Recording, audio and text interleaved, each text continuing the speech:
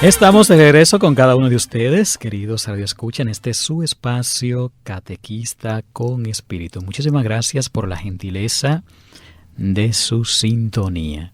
Estamos compartiendo con cada uno de ustedes, mis queridos catequistas, estas realidades con las que nos encontramos hoy en día y que de algún modo u otro pues dificultan enormemente la transmisión de la fe.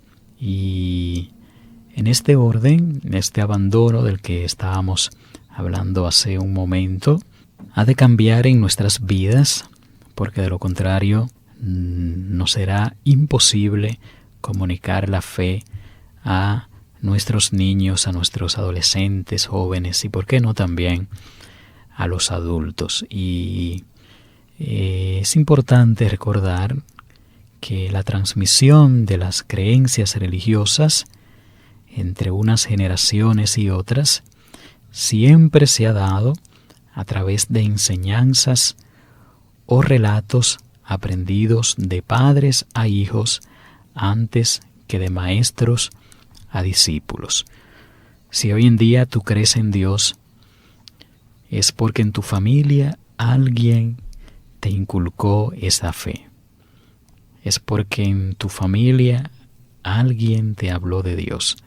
Alguien alimentó tu fe en Dios. Y hoy en día, como país, como nación, somos creyentes, fue porque esta fe se fue transmitiendo de generación tras generación en las familias. No fue porque un maestro se la comunicó a sus discípulos, a sus estudiantes, sino porque en la familia, en medio de la familia, pues se encontró esta apertura de los padres hacia los hijos. Por eso las manos de mi padre, los labios de mi madre, me enseñaron de Dios mucho más que mi catecismo. Dice elocuentemente este padre Duval: las manos de mi padre, los labios de mi madre me enseñaron de Dios mucho más que mi catecismo, diría el padre Duval en uno de sus libros. Por ello, mis queridos catequistas, queridos padres, hemos aquí de hacernos una pregunta.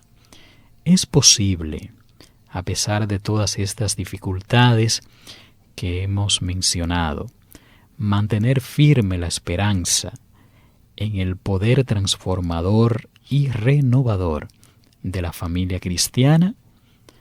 La respuesta, queridos catequistas, a esta pregunta es claro que es posible.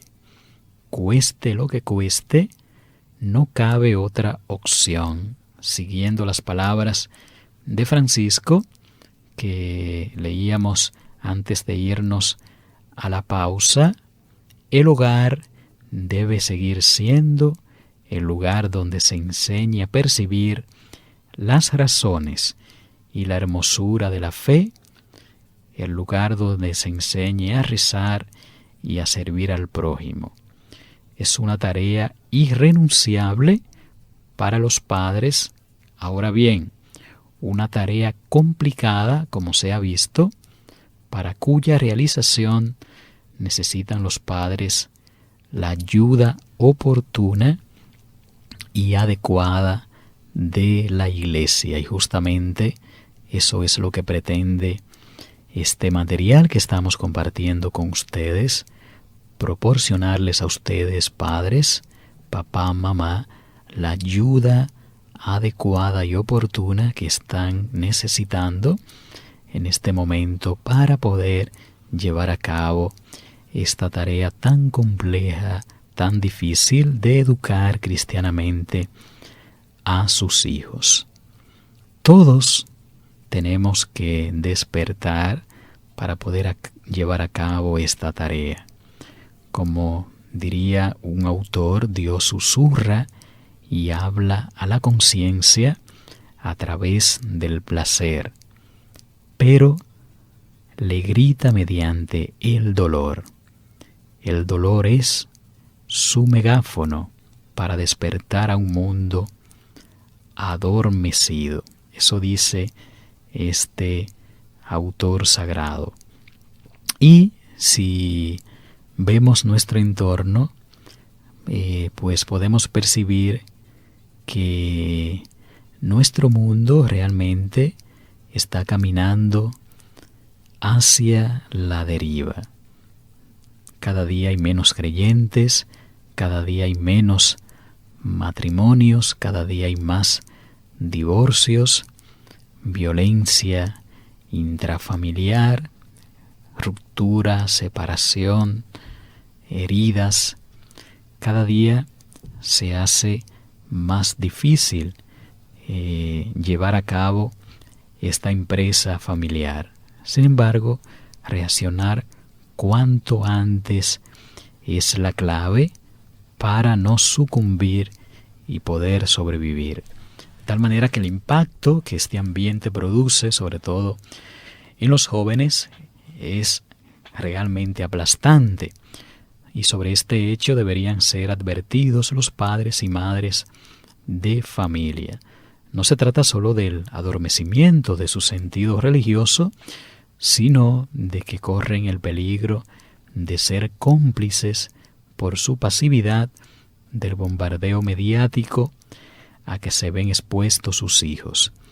De tal manera que el problema es aún más acuciante cuando uno de los padres o los dos, haciendo gala de una incongruencia digna de diván psiquiátrico, manifiesta al menor sus diferencias con respecto a la iglesia, respecto a los sacerdotes, los creyentes o a cualquier otro enemigo que se le pasa en ese momento por la imaginación. Y lamentablemente esto ocurre con demasiada frecuencia. Muchas veces los padres, en vez de motivar, lo que hacen es desmotivar a sus hijos para que no den el paso a la vida creyente, a la vida cristiana. Y esta situación fue puesta de relieve ya hace muchos siglos por un autor que, con reconocida autoridad sobre la catequesis, que se preguntaba sobre la oportunidad de confiar a los padres de familia que hoy en día se muestran cada vez más apartados de la fe, esta responsabilidad de transmitir la fe a sus hijos. Y se preguntaba este autor, ¿la comunidad cristiana está invitada a mirarse en el espejo y evaluar si es o no pertinente su discurso sobre la familia, la educación religiosa y la catequesis familiar? En primer lugar, decía aquel autor, dejemos de concebir la catequesis de los más pequeños como si pudiesen pensarse y organizarse al margen o al lado de las familias. Y en segundo lugar, evitemos cargar sobre las actuales familias con lo que los responsables y animadores pastorales no pueden ya asumir. Y en tercer lugar, dice aquel autor, preguntémonos acerca de la credibilidad de la dimensión comunitaria de nuestras parroquias. ¿Qué es lo que define la comunidad cristiana hoy en día? ¿Cuáles son aquellas prácticas regulares los cristianos de domingos, ya que la comunidad cristiana, en cuanto grupo de cristianos, realmente hoy en día no se siente concernida a despertar este espíritu religioso dentro de la familia, sino que la imagen de comunidad que se contrapone a la visión individualista y privatizada de la religión de los padres, y tal vez, por qué no decirlo, no es más que una idea, un sueño que nos está cumpliendo hoy en nuestras parroquias y en nuestras comunidades. Mis queridos catequistas, vamos a nuestra última pausa musical y cuando retornemos, pues continuamos compartiendo con ustedes estas iluminaciones.